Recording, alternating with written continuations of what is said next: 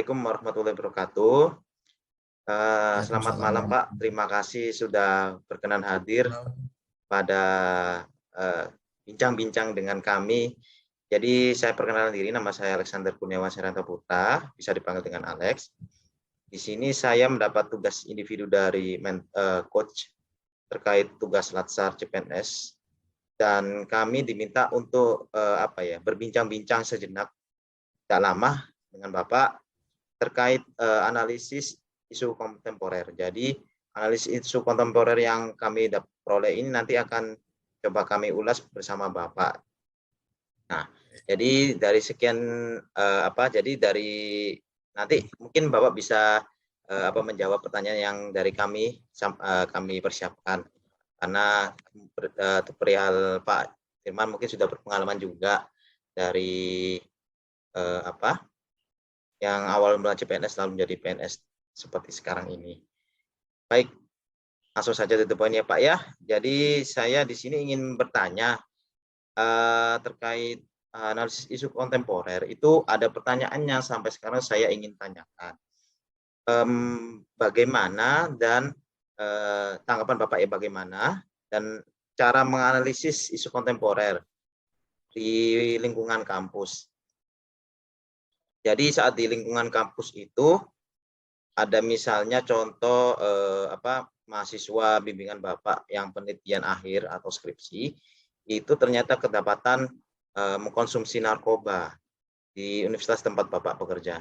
Nah, itu bagaimana tanggapan dan Bapak menganalisis isu kontemporer yang terkait dengan narkoba? Silakan Pak. Oke, baik, terima kasih Pak Alex ya. Jadi ini terkait isu penyalahgunaan narkotika ya. Jadi Ya, misalnya ya kalau benar. ternyata salah Ya. satu mahasiswa yang saya bimbing itu um, apa ya, ketahuan mengkonsumsi narkoba ya.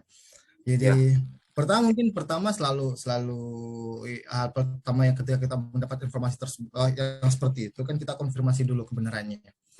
Karena kan banyak sekarang informasi beredar yang tidak jelas asal-usulnya misalnya. Nah, jadi kalaupun ternyata salah satu mahasiswa saya dikabarkan mengkonsumsi narkoba, maka yang pertama adalah cross check dulu ke misalnya ke siapa yang melapor, kemudian langsung ke mahasiswa yang bersangkutan atau mungkin teman-teman yang sering berinteraksi dengan mahasiswa yang dilaporkan tadi. Itu yang pertama saya kira. Kemudian kalaupun ternyata setelah cross check ternyata memang benar ini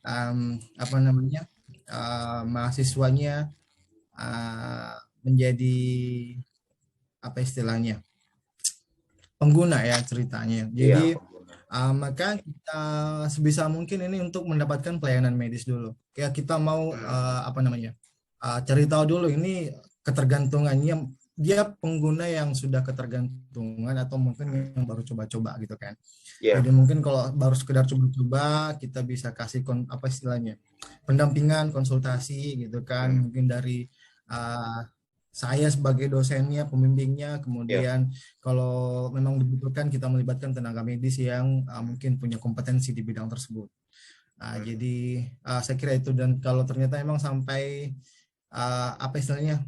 tingkat pelanggarannya sudah sampai yang dianggap sebagai kriminal gitu kan, maka ya sudah kita serahkan kepada yang berwajib untuk ditangani sambil terus didampingi gitu. Jadi kurang lebih seperti itu Pak. Jadi tergantung analisisnya, kita lihat seberapa besar tingkat dalam keparahannya gitu kan. Jadi seberapa berat kasusnya. Jadi kalau cuma masih sekedar coba-coba bisa diberikan pendampingan, dia komunikasi gitu kan.